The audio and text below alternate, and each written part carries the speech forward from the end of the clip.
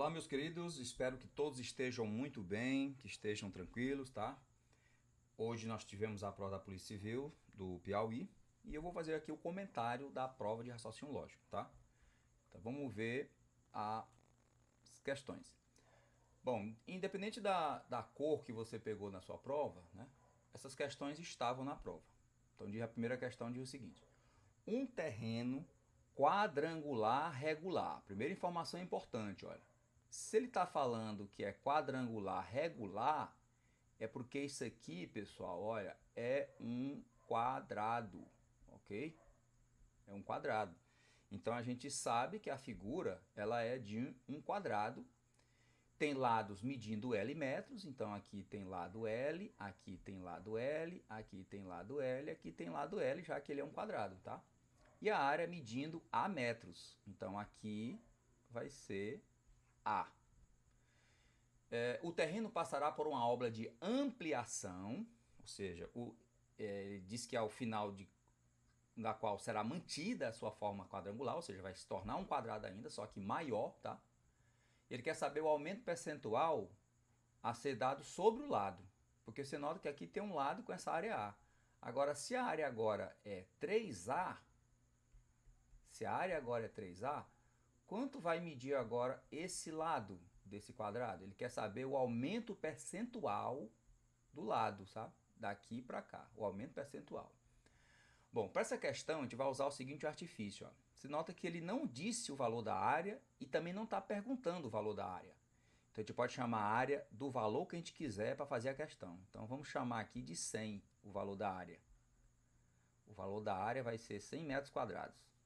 Bom, se a gente lembrar que a área é o lado ao quadrado e que essa área é 100, então o lado vai ser 10. Né? O lado aqui pequenininho vai ser 10, porque, enfim, 10 vezes 10 dá 100. Então, esse lado inicial vale 10. Já no aumento, a gente já chamou o A de 100, né? Então, o nosso lado aqui é 300. Nós também sabemos que a área é o lado ao quadrado. Só que a nova área agora, né? Ela vale 3A, ou seja, ela vale 300, que é igual a L ao quadrado. Portanto, o valor do L é a raiz quadrada de 300, que é 3 vezes 100. Logo, L é 10 raiz de 3. Então, o lado depois vai ser 10 raiz de 3. Então, você nota, já que ele quer um aumento percentual, olha, ele saiu de um tamanho 10 e foi para um tamanho 10 raiz de 3.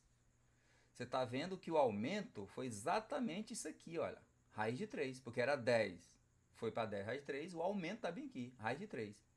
Você só tem que lembrar agora que raiz de 3 é aproximadamente 1,73. E 1,73 representa um aumento de 73%. Como ele quer um valor aproximado, então nós temos aqui a alternativa a letra D. Ok? Vamos então para a questão 2. Na questão 2, ele fala que são 30 estudantes. 30 estudantes. Então, o N aqui vai ser 30, tá? 30 estudantes. Realizaram uma prova de 10 questões de múltipla escolha e que cada questão valia um ponto. Cada questão valia um ponto, ou seja, não tem pontos negativos, tá? Só pontos positivos, cada um vale um ponto. A média aritmética e o desvio padrão das 30 notas obtidas é M e D. A média é M e o desvio padrão é D, respectivamente. Se a média for igual a 0 ou 10, então quanto é o D? Olha só o detalhe, essa questão ela é rápida porque ela é puramente teoria, tá? Se você tem um conjunto de dados, tá? Se eu tenho aqui um conjunto de dados quaisquer, sei lá, A, B, C, D, E, tem um conjunto de dados. Eu vou calcular a média desses dados, né? Eu vou encontrar um valor, né, que seja próximo ao maior e ao menor valor, tá? Eu pego a média, vou somar e dividir pela quantidade. Só que, pessoal, para essa média ser 0 ou 10, é porque a média ela está sendo os valores extremos, tá? Quando a média são valores extremos, olha só, repetindo, quando a média são os valores extremos, ou seja, 0 ou então a média 10, é porque ou todo mundo tirou 0, tá? ou todo mundo tirou 0, portanto a média é 0, todos os 30, ou então todo mundo tirou 10, ou seja, a média é 10. Então só tem essas opções. Então note que o desvio aí é o quê? Para esse caso, olha, não tem desvio. Não tem desvio. A diferença entre o elemento e a média, que a média é 0, ó, a diferença entre o elemento e a média é 0. Aqui também não tem desvio, porque a diferença entre a média e cada elemento, que é o desvio, a diferença, também é 0. Então, nos dois casos, o desvio padrão é 0, alternativa letra A. Ok? Questão 2. Bom, pessoal, nessa questão, ela é mais criteriosa, tá? É uma questão de suposição e ela tem uma perguntinha diferente do que está acostumado já em outras questões. Então, olha só. Um setor bancário possui 5 funcionários, Paulo, Roberto, Renato, Silvio e Lúcio. O setor de segurança do banco descobriu que um desses funcionários utilizou um serviço de nuvem não autorizado. Ao serem questionados acerca da eventual utilização de tal serviço, cada funcionário respondeu com a seguir. Então, note que o Silvio fala assim, quem utilizou o serviço não foi o Roberto. O Roberto falou, quem utilizou o serviço foi o Renato ou o Silvio. O Renato falou, quem utilizou o serviço não foi Silvio nem Lúcio. O Paulo, eu não utilizei o serviço. Serviço? O Lúcio disse, Roberto está mentindo. Bom, a primeira coisa que você tem que fazer nessas questões onde há declaração é suposições, tá? Você vai supor. E nota que a pergunta é, ele quer o menor número de funcionários que mentiram, tá? O menor número de funcionários que mentiram. Então, pessoal, a gente vai procurar logo dessas declarações uma declaração que é contraditória da outra. Então, a gente procura aqui, por exemplo, o Lúcio fala que o Roberto está mentindo. Se for verdade que ele está mentindo, então a gente bota lá Roberto mentindo, ok? Mas se for mentira o que ele está dizendo, então o Roberto lá fala a verdade, tá? Isso aqui a gente já preenche logo, já sabe disso. Só que agora a gente não sabe quem foi, né, que mentiu. Então a gente vai fazer o quê? A gente vai supor agora quem mentiu, tá? Então é uma questão que requer um certo tempo para você fazer. Então você começa explicando aí quem você acha que mentiu, tá? Vamos supor que seja o Roberto que mentiu, né? Lembrando que você pode atribuir quem você quiser lá no início, ok? Vamos supor aí que o Roberto é quem mentiu. Então vou condenar bem aqui o Roberto. Roberto é o mentiroso. Então bora ver. Primeiro, ele diz que Silvio fala que quem utilizou o serviço não foi Roberto. Então ele já está mentindo. Tá? Se ele já está mentindo, nós temos aqui duas mentiras. Tá? Duas mentiras. Ele quer o menor número de funcionários que mentiram. Né? Pode ser 0, 1, 2, 3 ou 4. Então já tem duas mentiras aqui. Se eu estou dizendo que o Roberto foi que usou o serviço, então o Silvio mentiu. O Renato disse que quem utilizou o serviço não foi o Silvio nem o Lúcio. Isso é verdade. Porque quem usou foi o Roberto, acabei de supor. Tá? Então não foi o Silvio nem o Lúcio. O Paulo também dizendo que não usou o serviço. Então isso aqui também é verdade. Então eu cheguei a duas mentiras. Tá? Já marca logo a letra C? Não. Bora ver a outra hipótese agora. Tá? Vamos ver a outra hipótese. Vamos supor agora que é o Renato. Tá? Vamos supor que o Renato, esse é o mentiroso. Então vamos lá. Se o Renato é mentiroso, o Silvio fala que quem utilizou o serviço não foi o Roberto. É verdade, não foi o Roberto, porque foi o Renato. Ok? O Roberto diz que quem utilizou o serviço foi o Renato ou o Silvio. É verdade, né? Foi o Renato ou o Silvio. Já sabe disso. O Renato disse que quem utilizou o serviço não foi o Silvio e nem foi o Lúcio.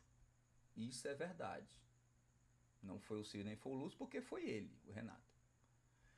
O Paulo disse que eu não utilizei o serviço. Então, ele está falando a verdade porque quem usou o serviço foi o Renato. E notem que nesse outro caso, nós encontramos apenas uma mentira. Ok? Então, Pode ser que na hora da prova você teste o Roberto, depois teste o Silvio, teste o Paulo, teste o Lúcio e no final teste o Renato, né? Na falta de sorte. Mas se você fizer uma análise bem rápida, você consegue identificar. Então nós vamos ter a alternativa letra B, ou seja, só tem o mínimo aqui é uma mentira só, tá? É o mínimo, é uma mentira. E não pode ser nenhuma zero mentira, porque tem uma frase que é contraditória da outra. Ok? Vamos então para a última questão lá da prova de lógica. Diz assim: um computador leva 23 segundos para listar todas as possíveis ordenações, tá? Possíveis ordenações quer dizer que ele vai fazer uma permutação, tá? Ordenar, ele vai permutar. Ele vai permutar esses 8 caracteres distintos que foram dados. Supondo que o computador trabalhe sempre no mesmo ritmo, o tempo que ele levaria para listar todas as possíveis ordenações de 12 caracteres agora distintos.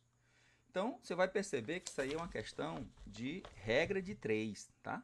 Regra de 3. Então, a gente vai dizer assim: em 23 segundos, ele vai listar todas as possíveis ordenações de 8 caracteres. Então, aqui vai ser a permutação de 8.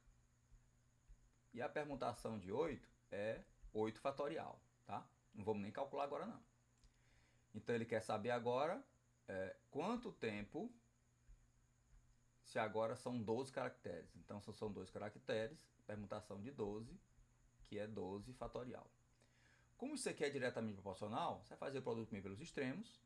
8 fatorial vezes t igual a 23 vezes 12 fatorial. Vamos decompor então, ó. Vou conservar aqui 8 fatorial vezes t, 23 vezes. E o 12 eu vou decompor até chegar no 8, para poder cortar. 12 vezes 11 vezes 10 vezes 9 vezes 8 fatorial. A gente corta aqui, encontramos então o tempo em segundos, que é essa multiplicaçãozinha muito linda aqui que você tem que fazer, tá? Você tem que fazer essa multiplicaçãozinha aqui, que vai dar 273.240 segundos. Esse é o tempo, essa é a resposta. Só que aqui está, né, separado em hora, minutos, segundos, então a gente vai começar a transformação agora. Então, como é a transformação? Nós vamos pegar o 273 segundos e 240, né, 273.240, e vamos dividir por 60. Quando eu fizer essa divisão, eu vou encontrar aqui a quantidade de horas e aqui a quantidade de segundos. Tá? Vou encontrar a quantidade de horas e segundos. Bom, quando você faz essa divisão, você encontra exatamente um valor exato de 4.554 minutos.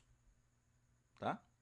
E esses minutos eu vou dividir por 60 novamente para transformar aqui em hora. Aqui vai dar a quantidade de horas, tá? E o resto dá minutos. Então, horas e minutos aqui no resto. Quando você fizer a divisão, você vai encontrar aqui 75 horas e o resto você vai encontrar 54 minutos. Ok? Então quer dizer que no final de tudo tem que dar 54 minutos. Ou seja, já é a letra E, tá? Já marcou bem aqui porque no final dá 54 minutos. Mas se a gente pegar e dividir ainda esses 75 por 24 horas, que é um dia, a gente vai encontrar aqui 3 e o resto 3. Ou seja, 3 dias, 3 horas e 54 minutos, a letra E. Então, amigos, espero que vocês tenham se dado bem nessa prova, tá? De qualquer forma, né, se você não se deu bem, mas você vai continuar estudando, tá? A partir de segunda-feira, continue estudando, porque você não pode perder o ritmo desse estudo que você fez durante esse período, tá? Você não pode perder esse ritmo, tá? Um abraço, estamos